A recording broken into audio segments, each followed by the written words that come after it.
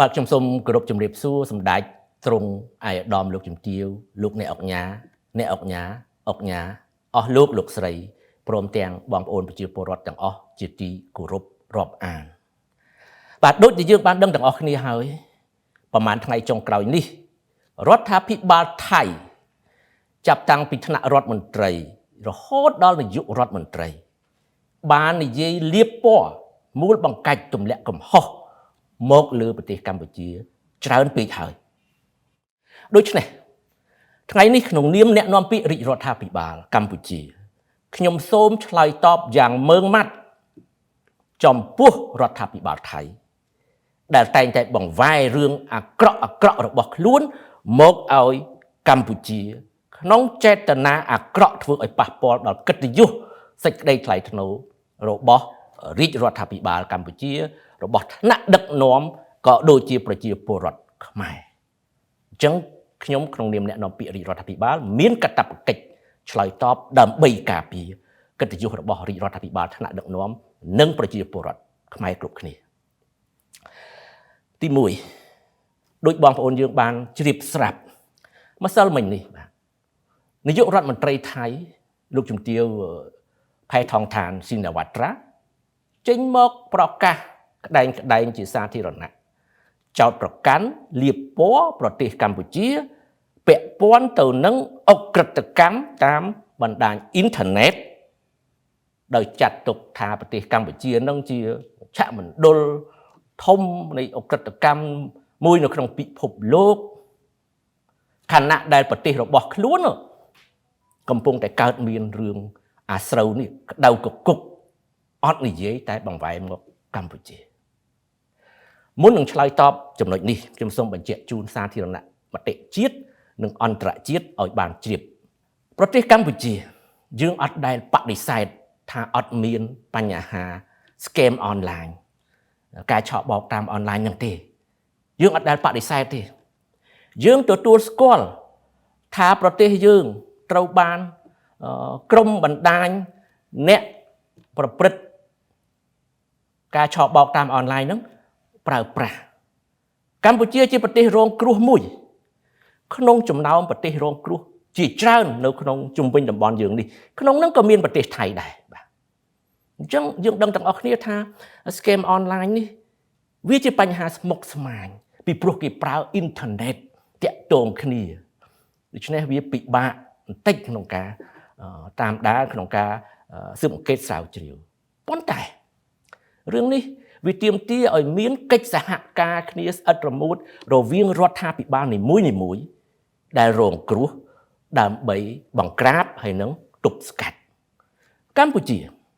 យើងបានធ្វើកិច្ចការនេះយ៉ាងសកម្មនិងយកចិត្តទុកដាក់បំផុតហើយបានសម្រេចលទ្ធផលយ៉ាងច្រើនសូមជម្រាបជូនថាកម្ពុជាមានឆន្ទៈនយោបាយមោះមុតនៅក្នុងការប្រយុទ្ធប្រឆាំងបណ្ដាញអក្រិតកម្មឆក់បោកតាមអនឡាញនេះជាក់ស្ដែងយើងមានសម្ដេចមហាបវរធិបតីនាយករដ្ឋមន្ត្រីបាទគឺជាប្រធានដឹកនាំយន្តការក្នុងការប្រយុទ្ធប្រឆាំងបទអក្រិតកម្មតាមអនឡាញបានន័យថាថ្នាក់ដឹកនាំកម្ពុជាខ្ពស់បំផុតជាអ្នកដឹកនាំចាត់ចែងបញ្ជាសឲ្យឃើញថារាជរដ្ឋាភិបាលយើងយកចិត្តទុកដាក់ខ្លាំងណាស់រឿងនេះហើយខ្ញុំសូមបញ្ជាក់ជូនសាធារណមតិជាពិសេសប្រទេសថៃថានាយករដ្ឋមន្ត្រីកម្ពុជាដែលដឹកនាំកិច្ចការនេះគឺជានាយករដ្ឋមន្ត្រីដែលមានអំណាចពេញលេញក្នុងការដឹកនាំចាត់ចែងការងារដោយមិនបាច់ចាំទៅសុំយោបល់ពីយោធាដូចនៅប្រទេសថៃទេសូមជម្រាបបាទដូច្នេះខ្ញុំសូមបញ្ជាក់ឲ្យច្បាស់ចំណុចរឿងនេះថាកម្ពុជាអត់មានប្រកែករឿងហ្នឹងទេតែកម្ពុជាបានកំពុងធ្វើប្រយុទ្ធប្រឆាំងយ៉ាងសកម្មណាបណ្ដាញឆក់បោកតាមអនឡាញនេះឲ្យច្បាស់ត្រង់ហ្នឹងប៉ុន្តែអ្វីដែលខ្ញុំចង់តវ៉ាជាមួយរដ្ឋាភិបាលថៃយ៉ាងម៉ឺងម៉ាត់នៅពេលនេះគឺនៅត្រង់ថារដ្ឋាភិបាលថៃបានបង្វែររឿងអាក្រក់ទាំងអស់ដែលកើតនៅក្នុងប្រទេសរបស់ខ្លួនមកកម្ពុជាក្នុង ចេតនាអាក្រក់បាទបងប្អូននៅចាំទេប្រហែលថ្ងៃមុននេះរដ្ឋមន្ត្រីសេដ្ឋកិច្ច Digital សង្គមរបស់ថៃទើបតែបាននិយាយដូចគ្នាអញ្ចឹងបាទចោតប្រកាន់កម្ពុជាជាមជ្ឈមណ្ឌលអីអក្រិតកម្មអនឡាញអីស្រាប់តែនិយាយមិនទាន់បានរួចពីមាត់ផងបាទរឿងអាស្រូវបានផ្ទុះពេញប្រទេសថៃសារព័ត៌មានបរទេសសារព័ត៌មានក្នុងស្រុកចុះព្រួងព្រាតអំពីអក្រិតកម្មអនឡាញនៅក្នុងប្រទេសថៃដែលគេរកឃើញសម្បុកមួយយ៉ាងធំនៅលើទឹកដីថៃផ្ទាល់តែម្ដងហើយមិនត្រឹមតែជាសម្បុកអក្រិតជននៃការជួញដូរមនុស្សជួញដូរតាមអនឡាញទេថែមទាំងជាមជ្ឈមណ្ឌលចែកចាយបណ្ដាញថែមទៀតឃើញទេបាទទាន់ហន់បាទទោះជាយ៉ាងនេះក៏ដោយស្រាប់តែម្សិលមិញនាយករដ្ឋមន្ត្រីថៃចេញមកនិយាយដដែលដោយចោទមកលើកម្ពុជាដែលកម្ពុជាអត់មានកើតអីសោះស្ងាត់ឈឹងខ្លួនគាត់កើតក្តៅកគុកអត់និយាយចោទមកប្រទេសកម្ពុជានេះជារឿងដែលខ្ញុំត្រូវតបបញ្ជាក់ទៅភាគីថៃវិញឲ្យច្បាស់ត្រង់ចំណុចត្រង់ហ្នឹងបាទចង់និយាយថាម៉េចចង់និយាយថាផ្ទះរបស់ខ្លួនឯងសិតតែសម្រាមប៉ុន្តែមកចង្អុលឲ្យគេបោសផ្ទះគេនេះជារឿងដែលកំពុងកើតនៅក្នុងប្រទេសថៃដូច្នេះវាជារឿងគួរឲ្យខ្មាស់អៀនណាស់ដែលខ្លួនខំនិយាយបង្វែរបន្លប់ភាពអាម៉ាស់របស់ខ្លួនទម្លាក់កំហុសមកប្រទេសកម្ពុជាដោយគ្មានការទទួលខុសត្រូវអ្វីដែលគួរឲ្យអស់សំណើចហួសចិត្តមួយទៀតនាយករដ្ឋមន្ត្រីថៃបាទលោកជំទាវផែថងឋានស៊ីណាវ៉ាត្រាបានលើកឡើងថាថៃមានបំណងកាត់ផ្ដាច់អ៊ីនធឺណិតនិងអគ្គិសនីមកកម្ពុជាដើម្បីកុំឲ្យបំរើគេហៅថាបណ្ដាញរបស់អក្រិតជនតាមអនឡាញវាជារឿងគួរឲ្យអស់សំណើចនៅត្រង់ថាខ្ញុំមិនដឹងថាលោកជំទាវនាយករដ្ឋមន្ត្រីក្តាប់រឿងមិនបានឬមួយក៏ភ្លេចដោយសារតែលោកជំទាវទទួលសម្ពាធនយោបាយផ្ទៃក្នុងខ្លាំងពេកត្រូវគេទាមទារឲ្យចុះចេញពីតំណែងណាភ្លេចតាមពិតកម្ពុជាបានប្រកាសរួចហើយតាសម្ដេចធិបតីនាយករដ្ឋមន្ត្រីលោកបានប្រកាសហើយថាកម្ពុជាបានកាត់ផ្ដាច់យូរហើយតាលោកជំទាវបាទអ៊ីនធឺណិតអគ្គិសនីលែងប្រើពីប្រទេសថៃហើយកម្ពុជាកាត់ដោយខ្លួនឯងមិនបាច់ចាំថៃកាត់ទេហើយនេះបានជាមកទៅនិយាយរឿងហ្នឹងនៅពេលនេះវាជារឿងហួសចិត្តគួរឲ្យអស់សំណើចមែនទែនបាទអើយមកដល់ត្រឹមនេះយើងអាចនិយាយបានថាការមូលបង្កាច់ទម្លាក់កំហុសទៅលើអ្នកដទៃនេះខ្ញុំកាដូចជារដ្ឋាភិបាលនិងយោធាថៃមានជំនាញខ្លាំងមែនទែនរឿងហ្នឹងបាទគឺតែងតែធ្វើអញ្ចឹងរហូតជាក់ស្ដែងឥឡូវខ្ញុំវិលទៅរឿងព្រំដែនបាទដែលកំពុងតែតានតឹងប្រឈមមុខដាក់គ្នាមកដល់សប្តាហ៍ថ្ងៃនេះដោយសារអ្នកណាគេភាគីថៃគឺជាអ្នកបង្ករឿងដោយបានចូលមកបាញ់កងទ័ពខ្មែរម្នាក់ឲ្យស្លាប់នៅក្នុងលីនដ្ឋានក្នុងបូរណភាពទឹកដីរបស់ខ្លួនឃើញទេដូច្នេះបន្ទាប់ពីក្រសួងការបរទេសកម្ពុជាបានកំណត់ទូតតវ៉ាយ៉ាងខ្លាំងទាមទារឲ្យមានការស៊ើបអង្កេតនាំយកជនដៃដល់ទៅផ្ដន្ទាទោសតាមច្បាប់ថៃអត់អើពើទេបែរទៅជាបង្កើតស្ថានភាពថ្មីទៅបិទព្រំដែនជាឯកតោភាគីតាមទំនឹងចិត្តណាដល់ពេលកម្ពុជាចាត់វិធានការតបវិញណាខ្លួនបើកម៉ោង8កម្ពុជាបើកម៉ោង9ខាតខ្លួនឯងបន្ទាប់មកទៀតកម្ពុជាបានចាត់វិធានការបិទគប់ការនាំបន្លែផ្លែឈើចូលមកកម្ពុជាខាតខ្លួនឯងប្រជាជនអ្នកដាំបន្លែផ្លែឈើសល់បោះចោលធ្វើឲ្យពួកគាត់ខឹងសម្បាហើយក៏ចេះតែលងខ្លួនបាទមិនដឹងថាត្រូវធ្វើម៉េចចង់បកក្រោយវិញប៉ុន្តែទាញកម្ពុជាឲ្យចូលរួមដោះស្រាយតាមរយៈការចរចានេះគឺជាកលល្បិចខ្លួនឯងអ្នកបង្កទាញកម្ពុជាថាឲ្យចរចាគ្នាដើម្បីបើកព្រំដែនឡើងវិញកម្ពុជាអត់ព្រមថ្នាក់ដឹកនាំយើងអត់ព្រមជាដាច់ខាតអញ្ចឹងថៃរដ្ឋាភិបាលនិងយោធាថៃហាក់បីដូចជាកំពុងនៅក្នុងស្ថានភាព ជ្រុលក្បាលកពើទៅមុខខាតថយក្រោយមិនរួចហើយឥឡូវមើលបញ្ហាព្រំដែនយើងដែលកំពុងតានតឹងឡើងជាលំដាប់ដោយសារថៃជ្រុលក្បាលកពើមិនដឹងធ្វើអីចេះតែបន្តរុលបន្តិចធ្វើអញ្ចេះបន្តិចធ្វើចុះតាមទំនឹងចិត្តបន្តិចប្រកាសបិទព្រំដែនទៀតបាទជំរាបថ្នាក់ដឹកនាំរបស់យើងបានបញ្ជាក់រួចហើយថាកម្ពុជារងចាំកំដរថៃគ្រប់ស្នៀតយើងអត់ធ្វើមុនទេរឿងបិទព្រំដែននេះបាទប៉ុន្តែយើងអាចកំដរថៃបាននេះជាជំហររបស់ទាំងសម្ដេចតេជោហ៊ុនសែនទាំងសម្ដេចធិបតីនាយករដ្ឋមន្ត្រីបានបញ្ជាក់ឲ្យខ្ញុំគ្រាន់តែបញ្ជាក់ឡើងវិញប្រាប់បងប្អូនជនរួមជាតិក៏ដូចជាប្រាប់ទៅភាគីថៃឲ្យបានយល់បាទអំពីរឿងនេះហើយគេចោទកម្ពុជាយើងគួរឲ្យអស់សំណើចបាទយកលេសដើម្បីធ្វើឲ្យមានភាពតានតឹងព្រំដែនគេថាកម្ពុជាយើងឈ្លានពានទឹកដីគេរំលោភបំពានបង្រាយទាហានអីគ្រប់បែបយ៉ាងចូលប្រមាណគីឡូម៉ែត្រអីទៅក្នុងទឹកដីរបស់គេហូរហែចង់អស់សំណើចនិយាយទៅគេថាដីនឹងជារបស់គេអីប៉ុន្តែដល់ពេលយើងបបួលទៅតុលាការយុត្តិធម៌អន្តរជាតិអត់ហ៊ានchứ bên này chỗ bằng chừng vô tự vô phó tang tầng ở tầng tự đã ở chỗ là càng tự vì mình xua chọc đời sanh tệ vị thi đời sanh tệ hiệp nhưng mấy trăm bệnh nâu rô rương cái hay phổ tự là cá hay ụt thà kia nó trôi tự đầy độ bọc luôn ấy man cả lô ấy sập bẹp giang đồng bà vì chỉ rương của awesome nào hùa chật bà chấm trong số một biểu nếu mà đón tiếp thì thấy aoมีสิ่งใดคลาหันน้อมยกเรื่องนั้นទៅតុលាការយុត្តិធម៌អន្តរជាតិបើសិនជាអ្នកចោទថាកម្ពុជារំលោភបំពានទឹកដីរបស់អ្នកនោះបាទអញ្ចឹងហើយបានជាចេះតែបង្ករឿងបាទបង្ករឿងគ្រប់យ៉ាងគំរាមផ្ដាច់ភ្លើងផ្ដាច់អ៊ីនធឺណិតអីសពគ្រប់ហើយបើមើលទៅសភាពការខ្លួននៅពេលដែលខ្លួនទៅណាមិនរួចទាល់ច្រកទៅបង្កើតសភាពការមួយទៀតជាហោហែផឹងគោវាយរទេសភាសាខ្មែររបស់យើងណាគឺដូចចរិតបែបកូនក្មេងខ្ញុំនិយាយឲ្យត្រង់ទៅបាទហើយចុងក្រោយនេះកម្ពុជាបានសម្រេចមួយទៀតគឺឈប់នាំប្រេងឥន្ធនៈនិងឧស្ម័នពីប្រទេសថៃក្រោយពីពួកអស់លោកបានគម្រាមប្រមាថប្រជាពលរដ្ឋខ្មែរយើងប្រទេសកម្ពុជាយើងថាបើសិនជាកាត់តែប្រេងចេញកម្ពុជានឹងដាច់ខ្យល់ប៉ុន្តែខ្ញុំសូមជម្រាបណាកម្ពុជាក្នុងសករាជតេជោធិបតីមិនស្ថិតនៅក្រោមគំនាបរបស់បរទេសណាទេយើងអាចរស់នៅដោយ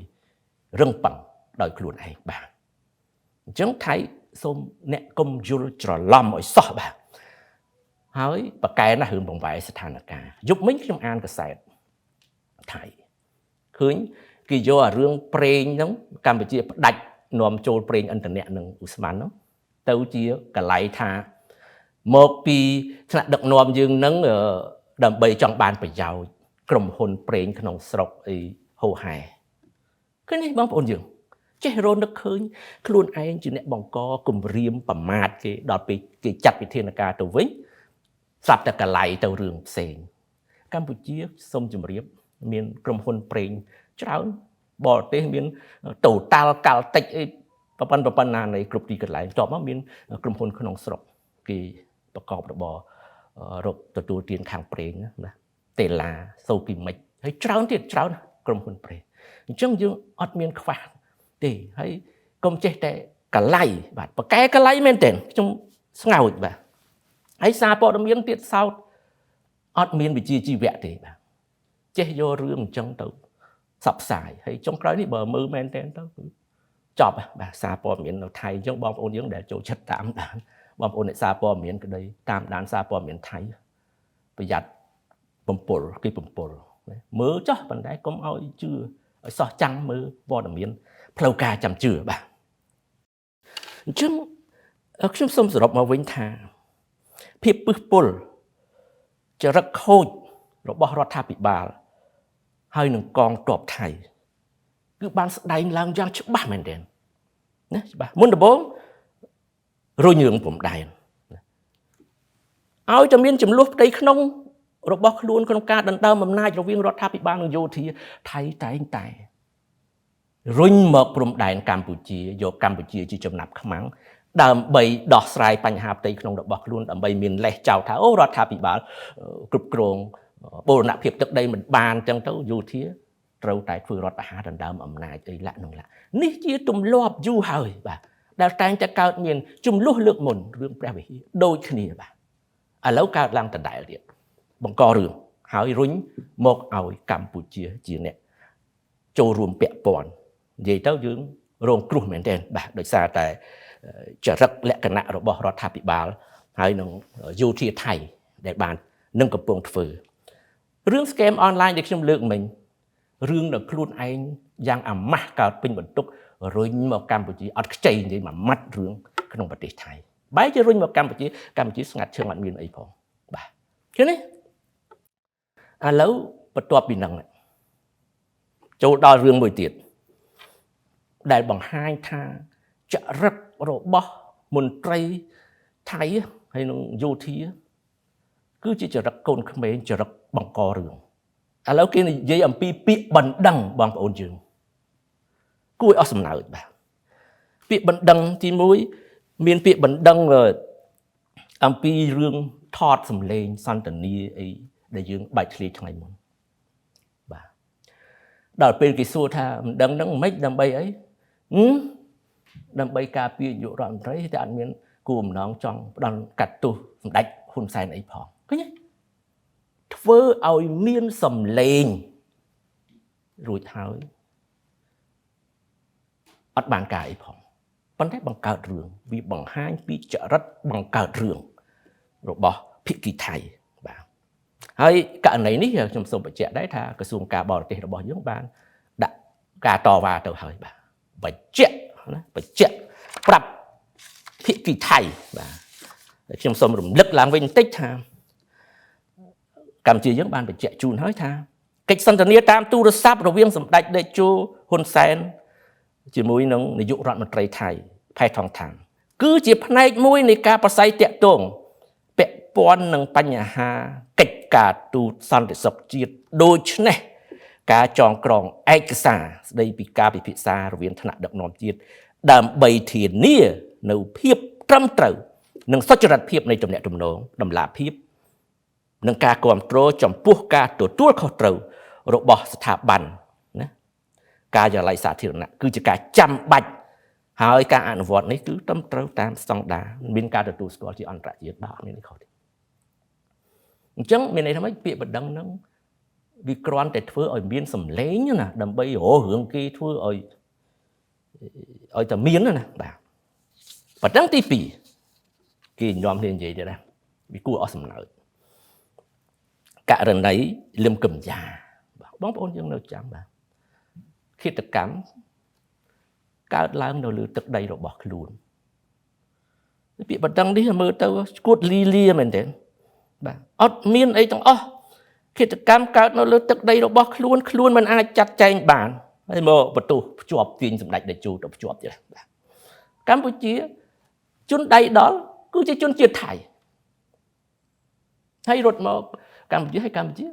បានសហការចាប់បញ្ជូនត្រឡប់ទៅវិញនេះបង្ហាញឲ្យឃើញថាម៉េចបង្ហាញឃើញថាកម្ពុជាបានសហការយ៉ាងពេញលេញហើយប្រកបដោយភាពស្មោះត្រង់ហើយនឹងស្មោះសរតម្លាភាពអត់ខ្លាចបើសិនជាកម្ពុជានៅពីក្រោយឃាតកម្មហ្នឹងវាមិនដែលមានអ្នកណាចាប់បញ្ជូនជនដៃដល់ទៅឲ្យថៃវិញទេគិតតែប៉ុណ្្នឹងក៏យល់ដែរបាទដូច្នេះពាក្យបណ្ដឹងទាំងអស់នេះបើយើងសរុបទៅវាគ្រាន់តែធ្វើឲ្យមានសម្លេងបែបមនុស្សខូចធ្វើម៉េចកូនក្មេងខឹងគេធ្វើអីគេមិនបានអីក៏ជាមរាយគេនិយាយអស់បាទនេះជាចរិតដែលគួរឲ្យសោកស្ដាយជំរឿបាទសម្រាប់អ្នកនយោបាយថៃកងទ័ពថៃអញ្ចឹងបើយើងសរុបមកវិញគ្រប់រឿងទាំងអស់ដែលកើតឡើងទាំងបាល់ម៉ានគឺថៃជាអ្នកបង្កហេតុបាទខ្ញុំស្នើឲ្យរដ្ឋាភិបាលថៃលោកជំទាវនាយករដ្ឋមន្ត្រីឬក៏អ្នកនយោបាយពិនិត្យឡើងវិញចំណុចនេះ ពិនិត្យថាប្រទេសរបស់អស់លោកអ្នកមិនមែនមានរឿងតែមួយកម្ពុជាទេណា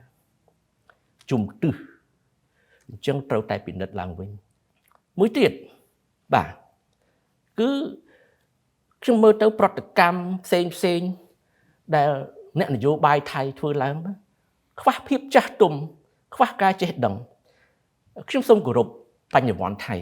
ជាច្រើនដែលលោកមានការចេះដឹងយល់ហើយបាននិយាយប្រាប់ជាសាធារណៈដល់រដ្ឋាភិបាលដល់កងទ័ពដល់អ្នកនយោបាយថៃអំពីការពិតគេអ្នកចេះដឹងមានច្រើនណាស់នៅក្នុងប្រទេសថៃប៉ុន្តែមិនដឹងយ៉ាងម៉េចរដ្ឋាភិបាលធ្វើដូចចរិតកូនក្មេងដូចខ្ញុំនិយាយមិញធ្វើអីមិនបានក៏បានជេរដែរថ្មីឲ្យមានសម្លេងវាជារឿងមួយដែលខ្វះភាពចាស់ទុំខ្លាំងណាស់អញ្ចឹងខ្ញុំសូមផ្ដល់អនុសាសន៍ទៅវិញក្នុងនាមអ្នកនាំពាក្យរាជរដ្ឋាភិបាលឈប់ទៅបាទឈប់ទៅចរិតលក្ខណៈបែបហ្នឹងបាទកែទៅហើយខ្ញុំសូមថាជំនួសឲ្យការប្តឹងផ្ដាល់កម្ពុជាពីករណីដែលខ្ញុំលើកមិញថៃអញ្ញាធរថៃគូយកពេលវេលានេះទៅស៊ើបអង្កេតករណីដែលទាហានរបស់ខ្លួនបាញ់សម្លាប់កងទ័ពខ្មែរម្នាក់កាលពីថ្ងៃ28ខែឧសភានេះជាឃាតកម្មពិតប្រាកដនៅលើទឹកដីរបស់ដេចទទួលស្គាល់យកជនដៃដល់ទៅផ្ដន់ទាទូនេះទើបជាកិច្ចការដែលត្រូវធ្វើមិនមែនធ្វើពាក្យបណ្ដឹងឲ្យទៅលឺសម្លេងអត់ប្រយោជន៍នឹងទេបាទវាគួរឲ្យអស់សំណើចខ្មាស់គេទី2សូមប្រើពេលវេលាទៅដោះស្រាយបញ្ហាផ្ទៃក្នុងខ្លួនឯងដែលកំពុងតែវល់នេះបាទ